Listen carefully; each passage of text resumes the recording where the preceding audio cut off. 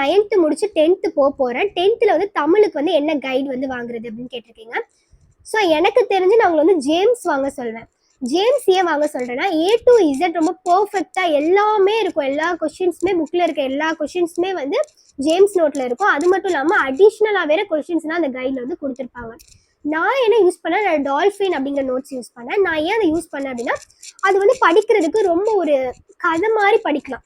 அதாவது வந்து ஒரு 8 மார்க்கு கூட ரொம்ப ஒரு கதை மாதிரி படிச்சிடலாம். அதுக்காக மட்டும்தான் நான் டால்ஃபின் சூஸ் பண்ணேன். மித்தபடி சின்னதாக இருக்கும் பெருசாக இருக்கும் அந்த ஒரு கான்செப்டே இதில் இல்லை. ஸோ இதுக்காக தான் வாங்கினேன். பட் நான் ஏன் அது வந்து உங்களுக்கு சொல்லலை அப்படின்னா, அது அப்டேட்டில் இல்லை. பிகாஸ் அதில் நிறைய கொஷின்ஸ் வந்து அப்டேட்டில் இல்லை. இப்போ இன்னொரு புதுசாக ஒரு புக் வருது, அதில் நிறைய கொஷின்ஸ் வந்து எடுத்திருப்பாங்க, நிறைய கொஷின்ஸ் புதுசாக ஆட் பண்ணியிருப்பாங்க. பட் ஆட் பண்ண கொஷின்ஸ் எதுவுமே டால்ஃபின்ல இல்லை. அது மட்டும் தான் அதில் மைனஸ். மித்தபடி வந்து வேற எதுவுமே கிடையாதுன்னு சொல்லலாம். ஸோ நீங்கள் உங்களுக்கு இது எந்த நோட்ஸ் வாங்கினாலும் அது உங்களோட விஷயம். Tata by.